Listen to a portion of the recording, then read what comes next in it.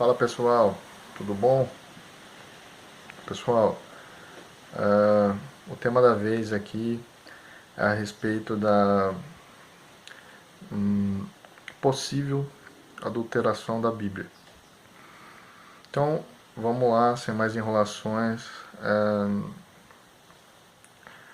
Hoje, um dos chavões aí mais recorrentes na boca dos ateus é: como que você confia num livro que foi totalmente adulterado ao longo dos séculos aí, né, desde a sua criação? Como é que você confia num livro que nitidamente foi feito para manipulação de massas né, e etc e tal? Só que é aquele negócio, né, gente? Como sempre, todo bom ateu que usa esses argumentos simplistas nunca leu a Bíblia direito, e se leu nunca entendeu. E também tem muito culpa da religião nisso daí, tá bom? Porque, no meu modo de ver, o grande fator responsável pelo nível do ateísmo hoje, pelo esse aumento brusco que tem tido aí no mundo, é a própria religião, né? Através das suas cagadas, né? Dos seus charlatanismos e roubalheiras e etc. Mas vamos lá, a Bíblia foi adulterada? Bom, eu quero usar alguns argumentos aqui, não são muitos, mas que são de suma importância. Eu não vejo quase ninguém, eu não vejo as pessoas usando isso aqui para defender a fé cristã. Então eu vou usar esses argumentos aqui. Primeira coisa, para você ateu que diz que a Bíblia foi adulterada, me explica então você quem que foi a religião dominante aí no cristianismo durante mais de 1500 anos. Você vai dizer que é a Igreja Católica, certo? Correto. Pois bem, você conhece um pouco sequer das doutrinas católicas? Alguma coisa você conhece? Bom, antes de mais nada, deixa eu fazer um adendo. Eu não quero, com esse vídeo, ofender os meus irmãos católicos, tá? Os que estão assistindo esse vídeo. Mas eu tenho fortes motivos bíblicos para pensar assim, do jeito que eu penso, conforme eu vou dizer aqui no decorrer desse vídeo. Mas para fins de esclarecimento eu farei alguns vídeos a respeito, mais detalhadamente, tá? Então eu peço que vocês que são católicos não se ofendam, tá? Tenham a mente aberta para escutar o que eu vou dizer e fiquem livres para discordar, tá? Mas é o seguinte, eu quero saber dos ateus. Me responda vocês agora. Bom, se vocês conhecem a doutrina católica, agora compare com o que é dito na Bíblia. Você não vai ver respaldo bíblico para certas doutrinas católicas. Por exemplo, você não vai ver respaldo bíblico para a oração aos mortos. Você não vai ver respaldo bíblico para a intervenção de santos. Você não vai ver respaldo bíblico para a oração a Maria, para a intervenção de Maria, seja de quem for. Você não vai ver nada disso. Por quê? Porque a Bíblia é clara. Ela é clara em dizer que Jesus é o caminho e ele é o único elo entre o homem e Deus. Tá? Então é o seguinte, não há outro intermediário segundo as Escrituras. Não há outro. Mas ninguém. Quando diz ninguém, ninguém mesmo. Mas por motivos que eu não quero entrar aqui, o catolicismo enxerga diferente essas questões de fé. Agora eu te pergunto, sendo o catolicismo a religião mais poderosa durante mais de 1 milênio e meio, tendo plena autoria da Bíblia, vamos dizer assim, da guarda da Bíblia, né? Não seria conveniente para os católicos modificarem aquelas doutrinas que, em tese, refutam aquelas doutrinas bíblicas, né? As passagens bíblicas que, em tese, refutam as doutrinas católicas? Me responda você, o ateu, com a sua lógica. Me responda isso. Bom, para mim já está respondida essa questão, né? Para mim é muito claro que a Igreja Católica, uma das coisas muito boas que conseguiram fazer, né, ao longo dos séculos, foi preservar aí a Bíblia tal como ela era. Outra coisa, se não fosse pela religião católica, a gente não teria essa Bíblia de zíper, tudo definidinho em capítulos, versículos, tudo certinho. Tem só aquela questão lá dos 7 livros a mais dos católicos, que para eles são protocanônicos, e para os protestantes são livros apócrifos, né? Em termos de nomenclatura, tá? Estou querendo dizer que os protestantes têm 7 livros a menos do que os católicos, tá? E esses 7 livros a mais dos católicos veio a ser oficializado como canônicos num segundo momento, por isso também são chamados de deuterocanônicos, né? No ano de 1546, no Concílio de Trento. Tá, mas deixando essa questão de lado, ainda persiste a minha pergunta aos ateus. Se a Bíblia foi adulterada, por que a religião católica não modificou sistematicamente as doutrinas bíblicas que refutam as doutrinas católicas? Por exemplo, a questão da idolatria, né? Enfim. Outra questão. Eu poderia citar várias coisas e fazer um vídeo de horas, mas eu vou me ater só a algumas mesmo. Por exemplo, para você ateu falar uma coisa dessa, você tem que ter um mínimo de conhecimento bíblico, né? De profecias e de como essas profecias, muitas delas se cumpriram, né? Não se cumpriram todas ainda porque não foi chegado o tempo, mas tudo está se caminhando para isso.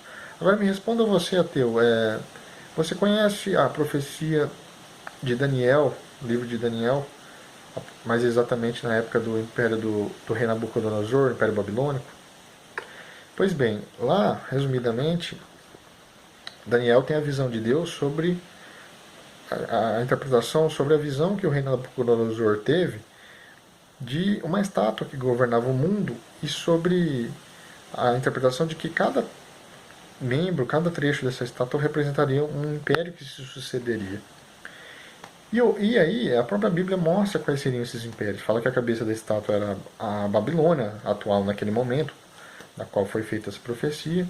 Posteriormente, ela seria sucedida pelo Império Medo-Persa, depois pela Grécia, depois pelo dragão, né, o Império Terrível, que a gente sabe que é Roma. É só estudar as profecias bíblicas e a história que você chega a essa conclusão fácil. E aí eu te pergunto, amigo ateu, se a Bíblia foi adulterada, qual é a probabilidade de ela ter acertado, tá? Já que ela acertou, algo falso ter acertado exatamente como se daria os impérios que se sucederiam depois naquele contexto lá do rei Nabucodonosor na Babilônia? Como é que saberia, como é que o profeta ali saberia, o profeta Daniel, que de fato o próximo império viria a ser o Medo-Persa, depois a Grécia, depois Roma? Me explica você. Se já que você não acredita no sobrenatural, né, e acha que é tudo coisa de lunático. Tem que ter uma explicação para isso. Você poderia chegar à conclusão de que foi enxertada depois essa passagem.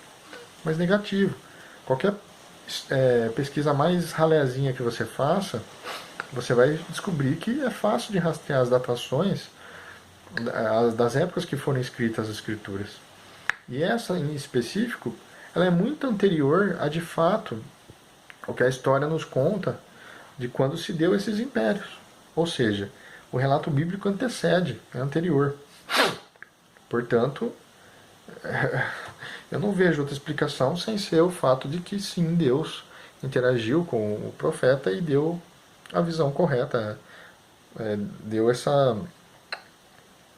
visão profética para ele do que viria a acontecer em relação à sucessão dos impérios aí imediatamente depois aí da Babilônia daquela época. Bom, eu nunca vi nenhum ateu responder nenhuma dessas duas questões, todas as vezes que eu os indaguei cara a cara. Outra coisa, se a Bíblia foi adulterada, por que que os livros que apontam para o cenário do fim, o cenário do Armagedon, da volta de Cristo, da vinda do Anticristo, né?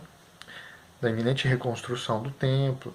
Qual é o motivo, qual é a probabilidade dessas profecias bíblicas terem sido escritas dessa maneira e hoje estarem sendo cumpridas cada vez, dia após dia? Eu não sei se vocês sabem, mas o terceiro templo de Jerusalém é iminente a reconstrução desse terceiro templo. E segundo as profecias, é lá que se assentará o Anticristo. Como é que algo que foi escrito há mais de 2000 anos atrás acerta tão cirurgicamente nisso daí, se não fosse algo real, de fato. Um aviso de Deus, algo sobrenatural, de fato. Me explica, ateu. Me explique isso. Outro detalhe. Se as narrativas bíblicas são uma mentira, o que você me diz do povo judeu que estão aí até hoje? O que vocês me dizem? Porque a Bíblia, ela conta a história de povos que existem e existiram. Ela conta a história de reis, de personagens que existiram. E aí? Como é que vocês me explicam isso? Outra coisa, a questão de Jesus. A patrística dos católicos, tá? Os pais patrísticos, né? É a prova cabal contra o ateísmo. É contra a questão de quem fala que Jesus nunca existiu, que é um plágio, tal, tal, tal. Vai estudar patrística, meu amigo. A hora que você estudar patrística, você cai por terra. Esse argumento não se sustenta nem por... Todos os primeiros cristãos dos primeiros séculos relataram isso em dezenas de páginas de documentos e obras... E fora os historiadores de fora aí do crivo cristão, né, que nem acreditavam no cristianismo, né, primitivo, mas que não tinham como deixar de relatar aquilo que souberam, né? Você entendeu?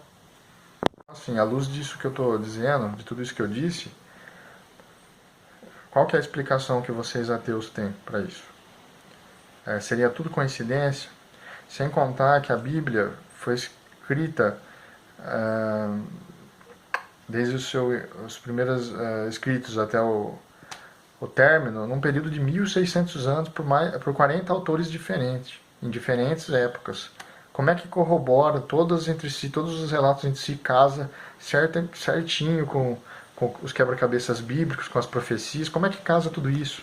Como é que o livro de Isaías, onde foi profetizada a vinda de Jesus, 700 anos antes de Jesus vir ao mundo, como é que ele descreve Jesus exatamente do jeito que veio o Cristo, Yeshua HaMashiach? Como que vocês me explicam isso, ateus? Eu acho que para sair dessas indagações vocês têm que fazer um malabarismo mental muito grande. Com todo o respeito. Eu acho que a maior parte dos ateus não é que não acredita em Deus, é que não quer acreditar em Deus, por conta das implicâncias que isso traria. Mas implicâncias essas que só são entendidas como são, pela maioria dos ateus, justamente pela falha das religiões, tá? Seja por charlatanismo, por ignorância ou por mera maldade mesmo, né, de suprimir a verdadeira mensagem do Evangelho. Porque a verdade é que nem mesmo as religiões ditas cristãs resistem ao Evangelho, à simplicidade do Evangelho. Mas em outros vídeos eu falarei melhor a respeito disso. Por hora é isso que eu gostaria de deixar aí para vocês refletirem. Bom, então a minha mensagem é essa. Peço que não me levem a mal, tá? Mas eu acredito que são perguntas pertinentes e por isso as fiz. Então, pessoal, se vocês curtiram o vídeo, se vocês gostaram do vídeo, peço que curtam, peço que compartilhem, tá? E se inscrevam no canal. E é isso aí, pessoal. Até a próxima.